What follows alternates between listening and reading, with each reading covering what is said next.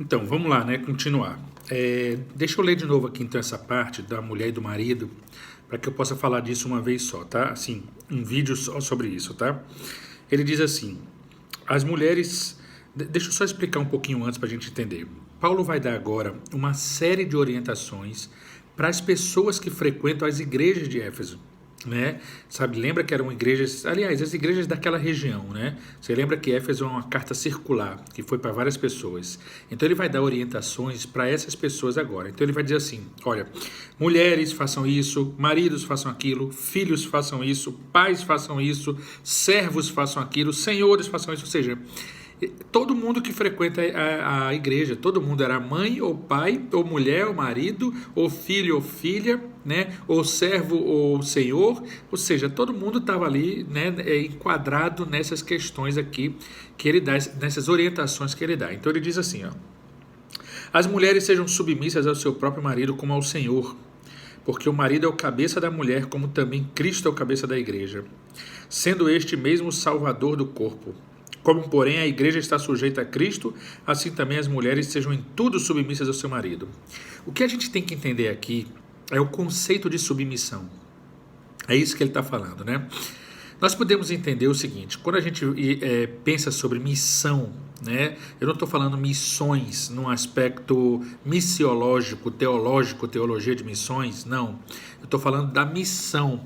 Coisas que se estudam, por exemplo, na administração: qual é a missão, o valor, qual é o propósito, sabe essa questão de missão?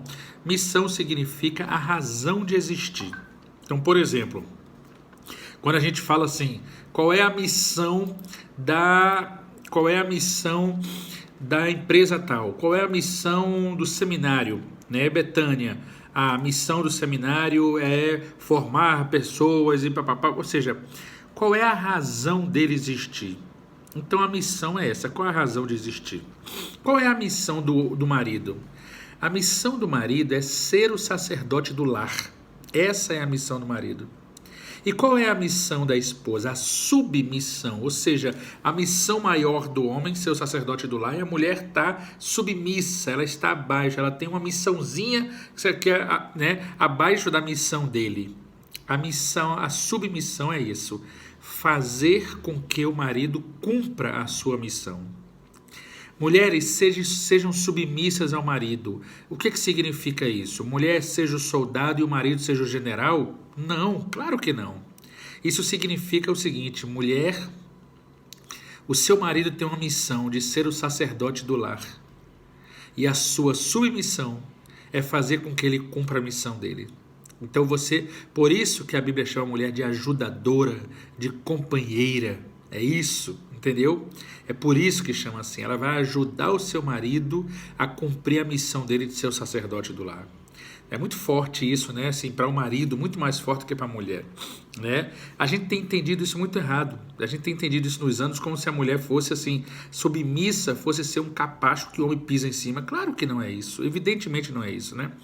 Santo Agostinho, né, que é Agostinho de Hipona, foi um grande nome da igreja cristã, né, no mundo, né, os pais da igreja. Lembra quando se estuda patrística na história da igreja, os pais da igreja, a gente fala de Agostinho, que foi o ícone, né? Ele dizia o seguinte: Deus não tirou um osso da cabeça ao criar Eva, na cabeça de Adão, para que Adão não fosse maior do que Eva. Não tirou um osso dos membros inferiores para que ela não fosse menor. Tirou um osso do meio para que ela fosse ajudadora, companheira, estivesse igual a ele, né? Você sabe que a palavra cônjuge, que é o marido e a mulher quando casa, né, significa companheiros de jugo. E o que é jugo? Jugo é aquela que chama-se aqui no sertão canga, uma madeira que se tem ali no carro de boi e que coloca-se dois bois juntos e eles carregam aquela carga. O que é isso? Os dois estão dividindo aquela carga. Por isso que esse é um jugo igual. Quando a Bíblia fala de jugo desigual, é porque um está carregando uma carga maior do que a do outro. É desigual isso, não é igual isso, certo? Então está errado, né? Então o que é o companheiro, o cônjuge, o marido e a mulher? São aqueles companheiros de jugo. Eles estão junto carregando esta carga. certo?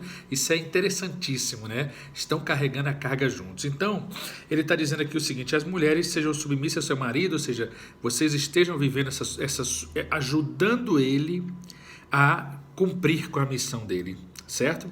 E aí ele diz assim: maridos, amai vossa mulher, como também Cristo amou a igreja e a si mesmo se entregou por ela, para que a santificasse, tendo-a purificado por meio da lavagem de água pela palavra, para apresentar a si mesmo igreja gloriosa, sem mácula, nem ruga, nem coisa semelhante, porém santa e sem defeito. Assim também os maridos devem amar a sua mulher como ao próprio corpo. Quem ama a esposa e a si mesmo se ama.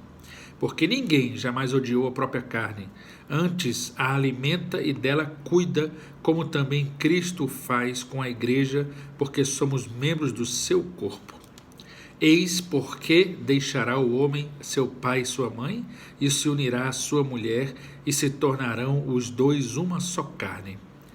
Certo? É muito lindo esse texto, né? Porque ele está dizendo o seguinte, que a mulher tem esse papel de submissão, ou seja, de fazer o homem cumprir a sua missão de ser o sacerdote do lar, de guiar a sua família na sua vida, na vida espiritual, né? E o marido tem tem um papel fortíssimo aqui, dito pelo Senhor, né? Que na verdade dito pelo Espírito Santo, como é que se diz?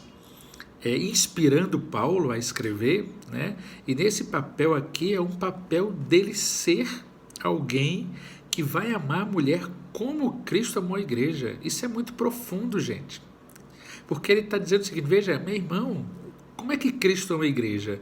Incondicionalmente, né? Sabe? Então você vai amar a sua mulher dessa forma, né? Se a gente levasse isso ao pé da letra, não existiriam separações, divórcios, né? Sabe? Porque iria amar a mulher como Cristo amou a igreja. Você acha que Cristo ia se divorciar da sua noiva, que é a igreja? Ia deixar ela? Né? Então, assim, é muito profundo isso tudo, né? Muito profundo. As cartas de Paulo são cartas profundas demais, né? E esse ensinamento aqui é muito profundo. Então, aí nós terminamos o capítulo 5, certo? De Efésios, né? E vamos continuar o capítulo 6, que na verdade houve uma divisão para a gente, nós que estamos aqui lendo a Bíblia hoje, mas o texto continua, é um texto contínuo, né? Então ele vai dar novas orientações agora, certo?